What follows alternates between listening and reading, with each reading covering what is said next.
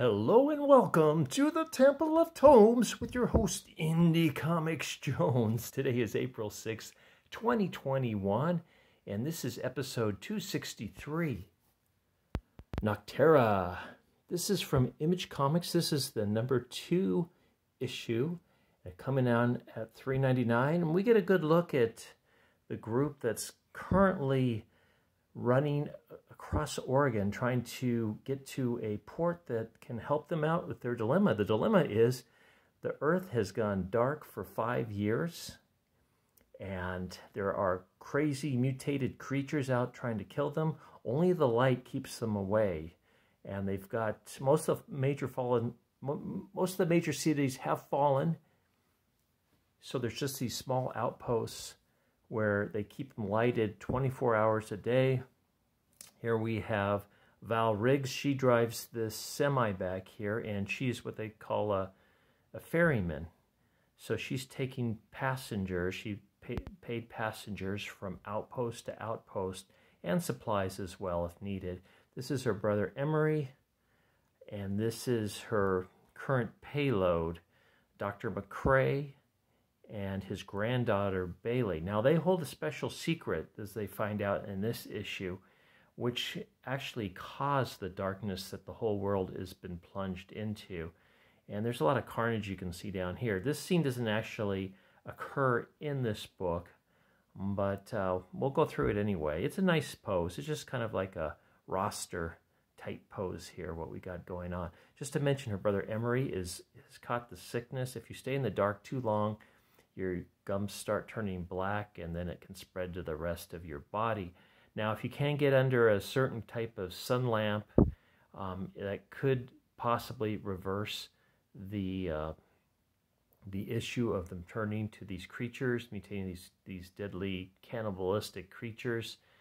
But they're not available all over the country. In fact, they think there's just maybe 1 or 2 places where he can get that treatment, and that's where they're heading right now.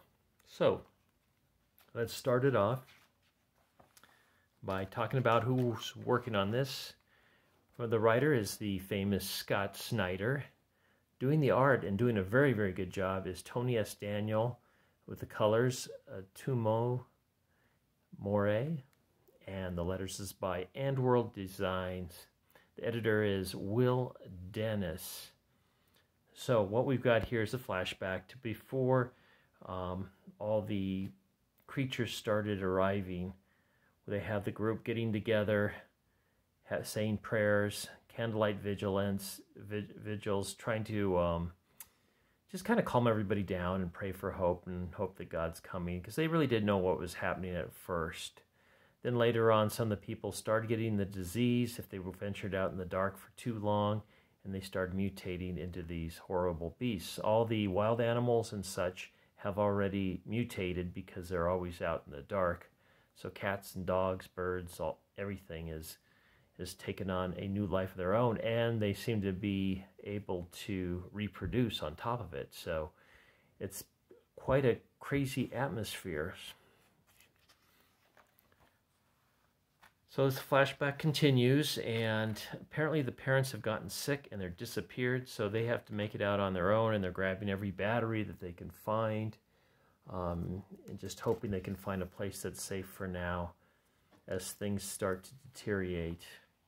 Now we go back to, and they have now here to let you know, you can take a look at some of these creatures. Like this one here was probably a deer, as you can tell by the antlers, and I'm not sure what this is, if it was once a bear or a wild boar, but they attack the vehicle as it's running, so they have to hit the lights, and once they hit the lights, it kind of freaks out the beasts, and they stand back. So and then we go right to the image trope that bothers me so much, just these black pages. At least the font in here is large enough that we see they have 245 miles to go, I believe, until they reach their destination. But boy, Image just loves doing this. I'm not sure why, but they do give us at least 22 pages usually of content besides these black pages, so I'm okay with that. they stopped for a while at a recharging station. All the vehicles now run on electricity, or they do have some hybrids because there is like 1 or 2 refineries still going, but even those are under danger of being shut down at any time. In the first issue, we saw that one of the outposts was canceled and overrun by the mutations. So they're at this place. They're recharging their vehicle.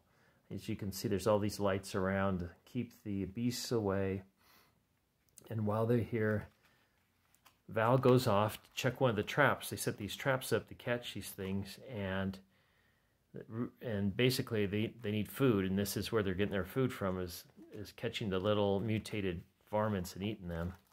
As you can see, here's one, and she shoves a knife in it and right into it and ties it up for later, I guess. So in the meantime, she gets back in her cab, and she gets a message from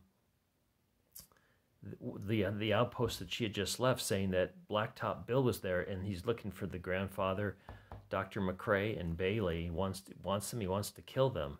And apparently his plan is he likes the dark. He wants the world to stay dark, and they have a solution to keep the world from becoming dark. In fact, he was the reason the world did go dark, this Dr. McCrae. So they have to make a decision, as the bad guys have shown up, basically. Well, they've gone at the last outpost they were at. They killed a couple of Val's friends, and they burned all the rigs there. So Val has to make a decision whether or not to take these people on.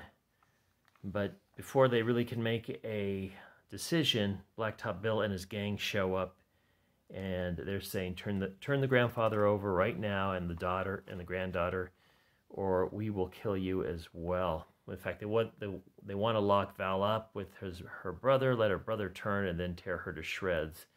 That was kind of the plan that they had.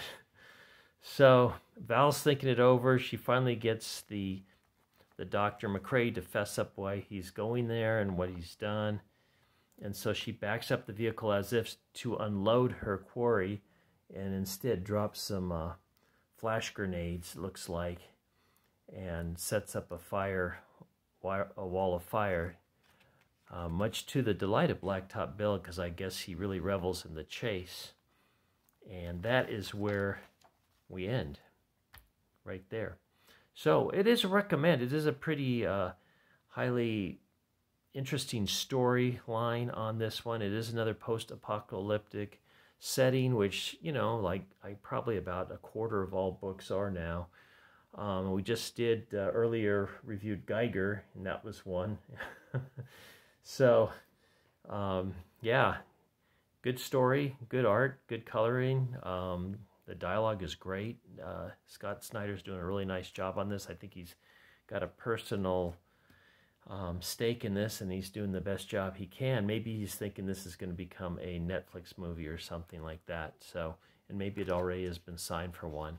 But it is an exciting story. It is a recommend, and it will get the Indie Comics Jones good excavating seal of approval. So then we get a thank you note from Scott and Tony, and then we get a preview of a comic called The Good Asian by Pichot Chote, I don't know, something like that.